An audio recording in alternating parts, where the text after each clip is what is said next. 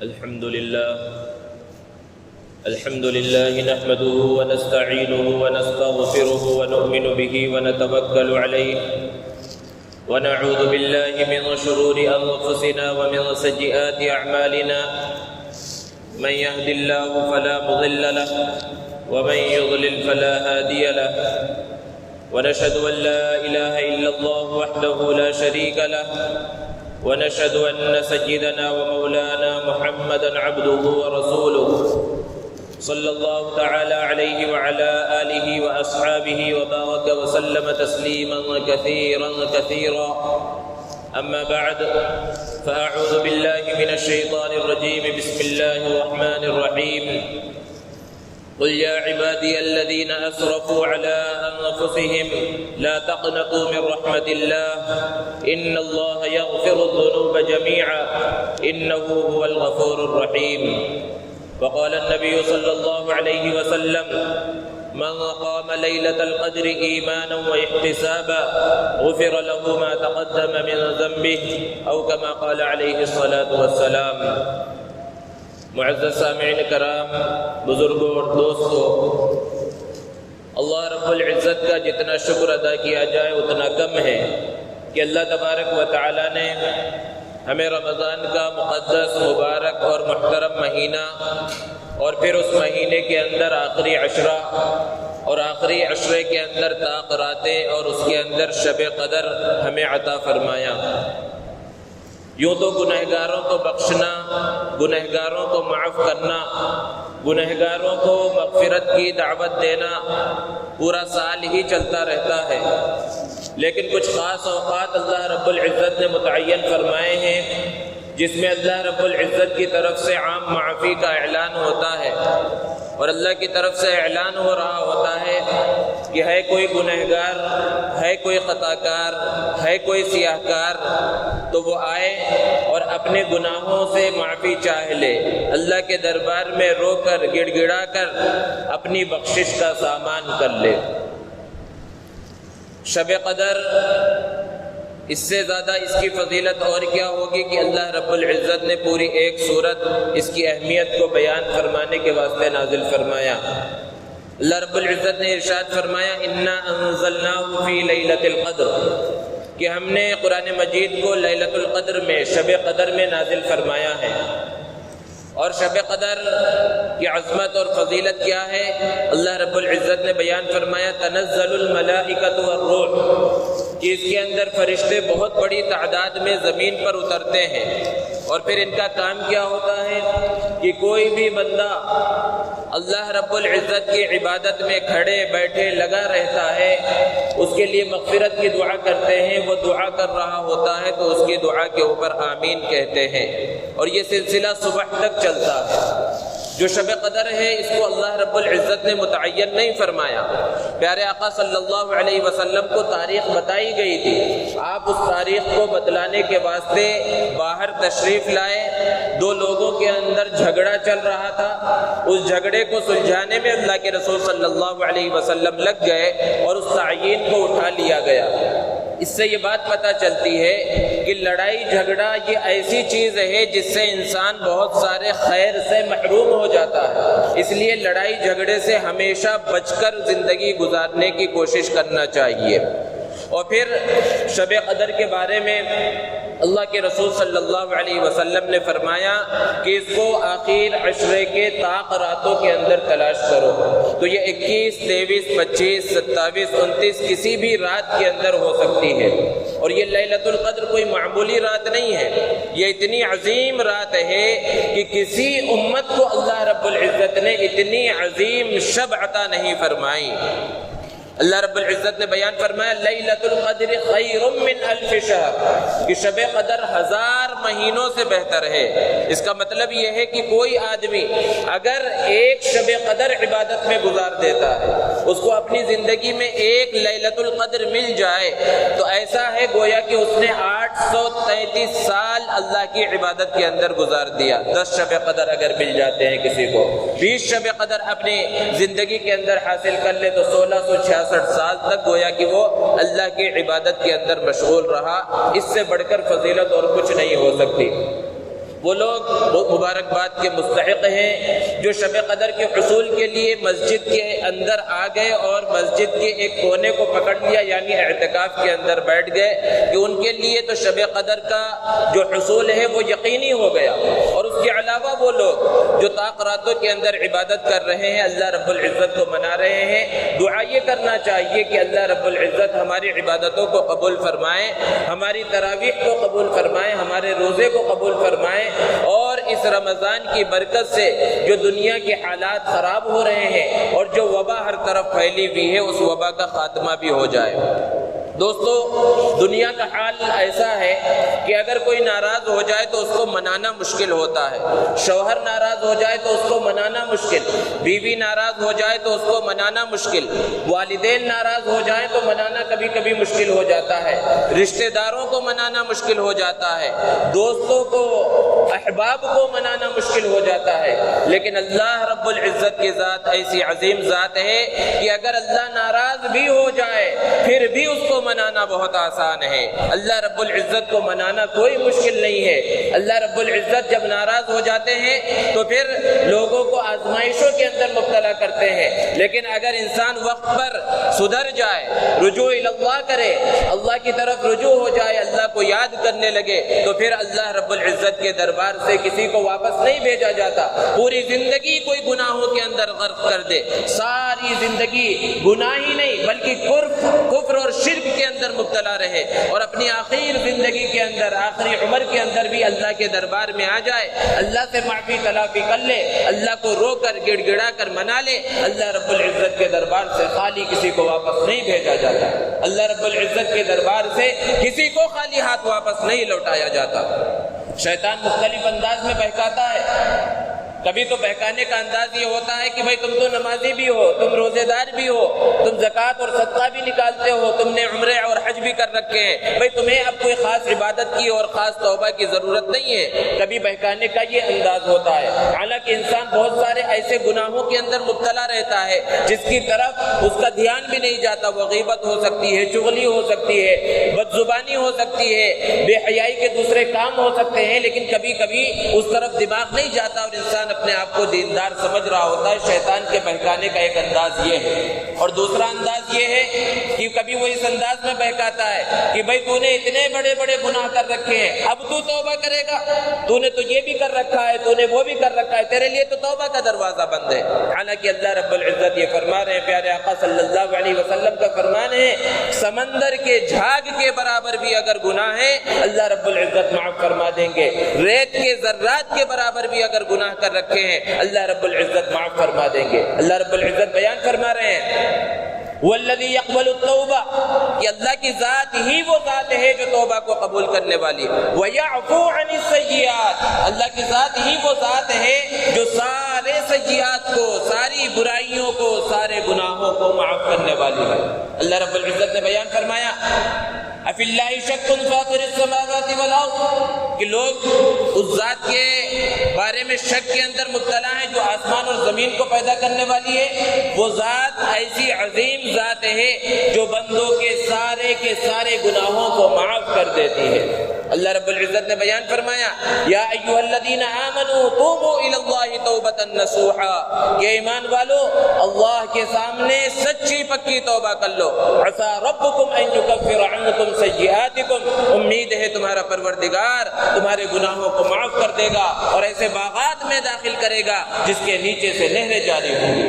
ایک جگہ پر اللہ رب العزت نے بیان فرمایا یا عبادی الذین اسرفوا علی انفسہم لا تقنطوا من رحمت اللہ، اے میرے وہ بندو جنہوں نے اپنے آپ پر بہت ظلم کر لیا ہے، بہت گناہ کر لیے ہیں، ساری زندگی گناہوں میں غرق کر رکھی ہے، لا تقنطوا من رحمت اللہ، اللہ کی رحمت سے نا امید مت ہو، اللہ کی رحمت سے مایوس مت ہو، ان اللہ یغفر الذنوب جميعا، بے شک اللہ تمہارے سارے کے سارے گناہوں کو معاف کر دے گا۔ جب یہ آیت کریمہ نازل ہوئی، پیارے آقا صلی اللہ علیہ وسلم نے بیان فرمایا کہ اس آیت کے بدلے میں اگر مجھے پوری دنیا کا خزانہ بھی مل جائے تو میں اس کو قبول نہیں کروں گا، مجھے یہ آیت کریمہ اتنا پسند ہے۔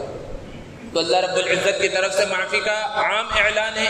کوئی ایک گنہگار بندہ اللہ کے دربار میں آتا ہے, اللہ رب العزت سے معافی مانگتا ہے, اللہ کے سامنے روتا ہے, گڑ گڑاتا ہے, اللہ رب العزت اسے معاف فرما دیتے ہیں. اللہ رب العزت بندوں کے توبہ کے, بندوں کے واپس آنے کے انتظار میں رہتے ہیں. بارہا آپ نے سنا, پیارے آقا صلی اللہ علیہ وسلم نے مثال سے سمجھایا کہ ایک گنہگار بندہ اگر توبہ کرتا ہے اللہ رب العزت کو کتنی خوشی ہوتی ہے. حضور صلی اللہ علیہ وسلم نے مثال بیان فرمائی کہ ایک آدمی اپنے گھر سے سفر کے واسطے نکلا. اب اس کا لمبا سفر ہے, اس نے سواری کو تیار کیا, توشہ تیار کیا, پانی کا ذخیرہ بھی ساتھ میں لے لیا اور اپنی اونٹنی کے اوپر روانہ ہو گیا. اور صحرا کے اندر ہے, ریگستان کے اندر ہے, کہیں ہریالی کا نام و نشان نہیں, کہیں پانی کا نام و نشان نہیں, ہر طرف ریت ہے. اور اب وہ سفر کر رہا ہے, اسے یہ ریگستان پار کرنا ہے. اب اسے نیند آ گئی, تھکاوٹ کا احساس ہوا, وہ سواری سے اترا اور نیچے زمین کے اوپر آرام کرنے کی نیت سے لیٹ گیا. اس کی آنکھ لگ گئی, وہ سو گیا. اور جب آنکھ کھلی تو اب بھوک کا احساس ہوا, پیاس کا احساس ہوا. اس نے یہ سوچا کہ اپنی سواری میں سے توشہ نکالے اور پانی نکالے اور توشہ کھا لے, پانی پی لے اور آگے کے سفر کو شروع کرے. لیکن جب آنکھ کھلی اور دیکھا تو اس کی سواری غائب ہے. جب سواری غائب, توشہ بھی غائب, پانی بھی غائب. بڑا پریشان ہوا, ادھر ادھر مارا پھر رہا ہے, سواری کو تلاش کر رہا ہے, کہیں اس کی سواری نظر نہیں آ رہی. اسے یقین ہو گیا کہ اب تو موت بالکل سامنے ہے, کیونکہ اب وہ پیدل بغیر سواری کے, بغیر توشے کے, بغیر پانی کے وہ اس صحرا کو پار نہیں کر سکتا, وہ اس ریگستان کو پار نہیں کر سکتا. اب اس نے مرنے کے ارادے سے پھر وہ لیٹ گیا وہ شخص کہ اب میں مر جاؤں گا. پھر لیٹا, پھر نیند لگ گئی, پھر اس کے بعد آنکھ کھل گئی اس کی, پھر آنکھ کھلی تو دیکھا سواری پھر وہاں پر موجود ہے, توشہ بھی موجود ہے, پانی بھی موجود ہے. اللہ کے رسول صلی اللہ علیہ وسلم نے فرمایا کہ اس شخص کو اپنی سواری دوسری مرتبہ مل جانے پر, اپنے توشے اور پانی کے مل جانے پر جتنی خوشی ہوتی ہے, اس سے بھی زیادہ خوشی اللہ رب العزت کو اس وقت ہوتی ہے جب ایک گنہگار بندہ اللہ کے دربار میں آتا ہے, اللہ کے سامنے روتا ہے, گڑ گڑاتا ہے, اللہ کو منا لیتا ہے, اللہ کے سامنے توبہ کر لیتا ہے. اللہ کی ذات تو ایسی ذات ہے کہ اللہ رب العزت کے سامنے بندہ ہاتھ بھی نہ اٹھائے, صرف دل کے اندر توبہ کر لے, اللہ رب العزت توبہ کو قبول فرما لیتے. بس توبہ کی شرائط ہے کہ جن گناہوں کے اندر مبتلا ہے ان گناہوں کو انسان چھوڑ دے, اور پھر یہ قیمتی جو راتیں ہیں, طاق راتیں, اور پھر اس کے اندر شب قدر, یہ اللہ کو منانے کی رات ہے, یہ گڑ گڑانے کی رات ہے. اور جو آج کی رات آنے والی ہے, اس مسجد کے اندر قرآن مجید کا ختم بھی ہوگا, اور یہ قرآن مجید کے ساتھ رمضان کا خصوصی اور گہرا تعلق ہے. جیسا کہ ابھی سورہ قدر کی جو پہلی آیت کریمہ تلاوت کی گئی, اس میں اللہ رب العزت نے فرمایا انا انزلناه فی لیلۃ القدر, کہ ہم نے قرآن مجید کو لیلۃ القدر میں نازل کیا ہے. اور سورہ بقرہ میں اللہ رب العزت نے فرمایا شہر رمضان الذی انزل فیہ القرآن, رمضان کا مہینہ وہ مقدس, مبارک اور محترم مہینہ ہے جس میں ہم نے قرآن مجید کو نازل کیا. تو قرآن مجید کا رمضان کے ساتھ بہت ہی گہرا اور بہت ہی خصوصی تعلق ہے. تو ہماری یہ ذمہ داری ہے کہ اس رمضان کے اندر یہ پختہ ارادہ کر لیں کہ قرآن مجید کے ساتھ اپنا تعلق جوڑیں گے, قرآن مجید کے ساتھ اپنا تعلق اس انداز میں جوڑیں گے کہ ہمیں قرآن پڑھنا بھی آئے گا, قرآن کی تلاوت کرنا بھی آئے گا, قرآن کے معنی اور مفاہیم کو بھی سمجھیں گے, اور اللہ رب العزت قرآن میں ہم سے کیا کہہ رہا ہے وہ بھی ہمیں پتہ چلے گا. اس طرح اپنے تعلق کو قرآن مجید کے ساتھ جوڑنا ہے. ایک مختصر سا واقعہ سنا کر اپنی بات ختم کر رہا ہوں, کیونکہ آگے آپ حضرات کو افطاری کی بھی تیاری کرنی ہے. کہ اب ایک انسان جب قرآن سے اپنے تعلق کو جوڑ لیتا ہے, اللہ رب العزت اس کا مرتبہ اور مقام کتنا بلند فرماتے ہیں. مدینۃ المنورہ یہ اس وقت کی باتیں ہیں جب مدینہ نہیں تھا, یثرب تھا. اللہ کے رسول صلی اللہ علیہ وسلم ابھی مکہ سے مدینہ تشریف نہیں لے گئے تھے. مدینے کا ایک یہودی تجارت کی غرض سے کسی ملک گیا اور اپنے سرمایے کے ذریعے بہت سا سامان تجارت اس نے خریدا, تھوڑا سا پیسہ اس کے پاس بچ گیا تو دیکھا وہاں پر ایک کمزور نحیف سا لڑکا غلام کی شکل میں بیچا جا رہا ہے. تو اس نے یہ سوچا یہ پیسے واپس لے جانے کے بجائے اس غلام کو سستے داموں خرید لیتے ہیں اور یثرب کے بازار میں لے جا کر بیچ دیں گے, کچھ نفع مل جائے گا. اب وہ شخص اس بچے کو اس نے خرید لیا اور اپنا سامان تجارت لیا اور مدینے کے بازار میں پہنچا. اپنے سامان تجارت کو لگایا, قیمتی سامان تھا اور قیمتی اور مہنگے داموں کے اندر سب کچھ بک گیا. لیکن اس غلام کو, جس کا نام وہ بچہ چھوٹا سا, کمزور سا, نحیف, لاغر,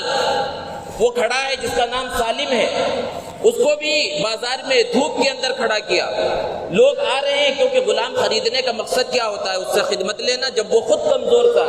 خود وہ پریشان ہے، بالکل کمزور ہے، وہ لوگوں کی کیا خدمت کرے گا؟ اس لیے کوئی اس کی طرف توجہ نہیں کر رہا ہے، اس کا پورا سامان بک گیا۔ اب یہ یہودی بہت پریشان ہو رہا ہے، روزانہ بازار میں اس غلام کو لا کر کھڑا کر رہا ہے، سستے داموں بیچنے کی کوشش کر رہا ہے، لیکن کوئی لینے کے واسطے تیار نہیں ہے۔ روزانہ یہ سلسلہ چل رہا ہے۔ مدینے کی ایک خاتون کو، نوجوان خاتون کو پتہ چلا تو اس نے اس بچے کو جا کر خرید لیا۔ مقصد خدمت کرانا نہیں تھا، کیونکہ وہ بھی جانتی تھی کہ یہ کمزور سا بچہ ہے، کیا خدمت کرے گا، صرف بچے کے اوپر رحم کرنے کے واسطے کہ وہ روزانہ دھوپ کے اندر نہ کھڑا رہے، روزانہ وہ ذلیل نہ ہوتا رہے، اس لیے اس خاتون نے خرید لیا اور اپنے گھر لے کر آ گئی۔ کچھ دن گزرے، مکہ المکرمہ کے ایک صاحب حضرت ابو حذیفہ جو اس وقت تک مسلمان نہیں ہوئے، وہ تجارت کی غرض سے مدینہ آئے۔ مدینہ جب آئے تو لوگوں نے اس واقعے کو بیان کیا اور اس خاتون کی نیک دلی کا تذکرہ کیا اور رحم کا تذکرہ کیا کہ یہ خاتون مدینے میں، یثرب میں ایسی ہے جس نے ایک غلام کو، جس کو کوئی خریدنے کے واسطے تیار نہیں تھا، اس نے خرید لیا۔ حضرت ابو حذیفہ سمجھ گئے کہ وہ نیک خاتون ہے، نکاح کا پیغام بھیج دیا وہاں پر، اور اس خاتون سے حضرت ابو حذیفہ کا نکاح ہو گیا۔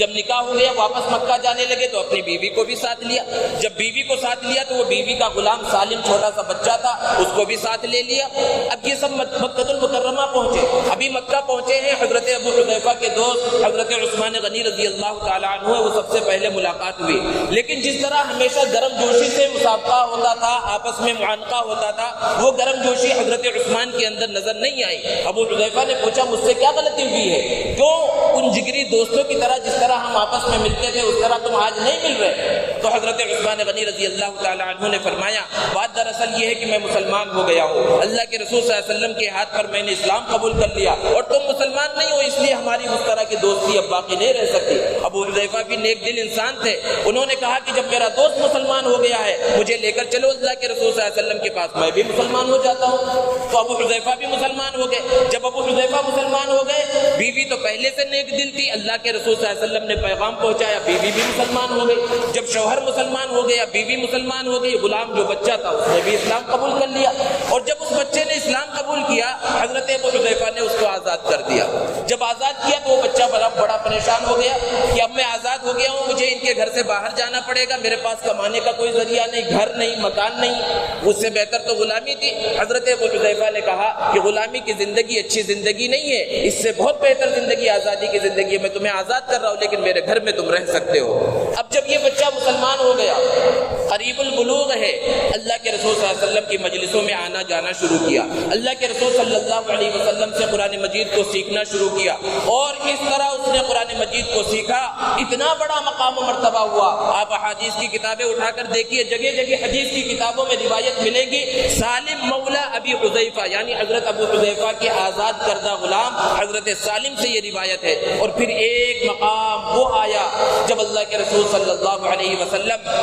مکہ المکرمہ سے مدینہ المنورہ ہجرت کر رہے ہیں، آپ نے ہجرت کا حکم دیا، صحابہ الگ الگ ٹولیوں میں مکہ سے مدینہ کی جانب روانہ ہونے لگے، اور قباء کے مقام پر صحابہ کا ایک بڑا مجمع ہے، وہاں پر موجود ہے، نماز کا وقت آ گیا، حضرت عمر فاروق رضی اللہ تعالی عنہ بھی اس مجمع کے اندر موجود ہے۔ اب بات آئی کہ کس کو امامت کے واسطے آگے بڑھایا جائے، وہ بچہ جس کا کبھی مقام تو کیا تھا کہ کوئی اس کو مدینے کے بازار میں خریدنے کے واسطے تیار نہیں تھا، اس کی لاغری کی وجہ سے، اس کی ناتوانی کی وجہ سے، اس کی کمزوری کی وجہ سے، اس کے دبلے ہونے کی وجہ سے، اور پھر وہ مقام اور وہ مرتبہ آیا کہ بڑے بڑے صحابہ کا امام بن رہا ہے، مصلی پر کھڑا ہو رہا ہے، اور اس کے پیچھے نماز ادا کرنے والوں میں خلیفہ ثانی حضرت عمر فاروق رضی اللہ تعالی عنہ جیسے جلیل القدر صحابی اور امیر المؤمنین موجود ہیں۔ کتنا بڑا مقام و مرتبہ اس ایک بچے کو، جس کو دنیا ذلت کی نگاہ سے دیکھ رہی تھی، لیکن جب اس نے قرآن سے اپنے تعلق کو جوڑا، اپنے سینے کے اندر اس نے قرآن کو بٹھا لیا،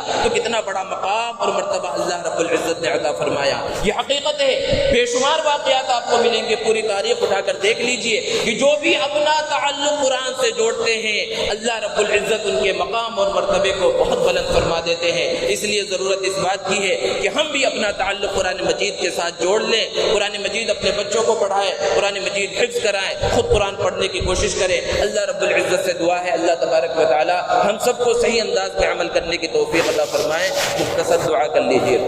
الحمد لله رب العالمين اللهم صل على سيدنا ومولانا محمد وبارك وسلم يا الله يا رحمن يا رحيم يا ذا الجلال والإكرام يا أحد الصمد الذي لم يلد ولم يولد ولم يكن له كفوا أحد اللهم يا أول الأولين ويا آخر الآخرين ظلمنا أنفسنا وإن لم تغفر لنا وترحمنا لنكونن من الخاسرين اللهم إنك عفو كريم تحب العفو فاعف عنا يا كريم اللهم إنك عفو كريم تحب العفو فاعف عنا يا كريم اللهم إنك عفو كريم تحب العفو فاعف عنا يا كريم اللهم أجرنا من النار اللهم أجرنا من النار اللهم أجرنا من النار اللهم إنا نسألك الجنة ونعوذ بك من النار وما قرب إليها من الأقوال والأعمال اللهم احفظنا من كل بلاء الدنيا وعذاب الآخرة اللهم إنا نعوذ بك من البرص والجنون والجذام ومن سيء الأسقام اللهم نور قلوبنا بالقرآن وزين أخلاقنا بالقرآن ونجنا من النار بالقرآن وأدخلنا في الجنة بالقرآن یا رب العالمین ہمارے گناہوں کو معاف فرما یا الہ العالمین ہماری خطاؤں سے درگزر فرما یا رب العالمین ہمارے صغیرہ کبیرہ جانے میں انجانے میں جو بھی گناہ ہو گئے اپنے فضل و کرم سے معاف فرما یا رب العالمین امت مسلمہ پر رحم فرما جہاں بھی مسلمان پریشان حال ہیں ان کی پریشانیوں کو دور فرما یا رب العالمین جو مقروض ہیں ان کے قرضوں کی ادائیگی کے اسباب مہیا فرما یا رب العالمین جو بے روزگار ہیں انہیں حلال روزگار عطا فرما یا رب العالمین جو بیمار ہیں انہیں شفاء کاملہ دائمہ عاجلہ مستمرہ عطا فرما یا رب العالمین اس وبائی بیماری کا خاتمہ فرما کرونا وائرس کا پوری دنیا سے جڑ سے خاتمہ فرما یا رب العالمین پوری امت مسلمہ کی اس سے حفاظت فرما ساری انسانیت کی اس سے حفاظت فرما امن اور اطمینان والے حالات پیدا فرما بے اطمینانی اور بے سکونی کو ختم فرما چین اور اطمینان عطا فرما یا رب العالمین جو اس دنیا سے رخصت ہو گئے ان کی مغفرت فرما یا رب العالمین ہم سب کا خاتمہ اپنے اپنے وقت پر ایمان پر فرما یا رب العالمین رمضان کے مہینے کی صحیح طرح سے قدر کرنے کی توفیق عطا فرما ہم سب کو شب قدر عطا فرما شب قدر کے اندر عبادت کرنے کی توفیق عطا فرما قرآن مجید کے ساتھ اپنا تعلق جوڑنے کی توفیق عطا فرما ہم سب کی مغفرت فرما ہمارے والدین کی مغفرت فرما اساتذہ اور اعزاء اور اقارب جو اس دنیا سے گزر گئے ان سب کی مغفرت فرما یا رب العالمین جن لوگوں نے دعاؤں کے لیے کہا ہے یا لکھا ہے یا ان کا ہمارے اوپر حق ہے یا وہ ہم سے توقع رکھتے ہیں ان سب کے جائز مقاصد کو پورے فرما یا رب العالمین ہم سب کے جائز مقاصد کو پورے فرما یا رب العالمین ہماری دعاؤں کو اپنے فضل و کرم سے اور حضور اکرم صلی اللہ علیہ وسلم کی برکت سے قبول فرما اللہم انا نسألک من خیر ما سألک من عبدک و نبیک محمد صلی اللہ علیہ وسلم ونعوذ بک من شر ما استعاذ من عبدک و نبیک محمد صلی اللہ علیہ وسلم ربنا تقبل منا إنك أنت السميع العليم وتب علينا يا مولانا إنك أنت التواب الرحيم وصلى الله تعالى على خير خلقه محمد وآله وصحبه أجمعين برحمتك يا أرحم الراحمين والحمد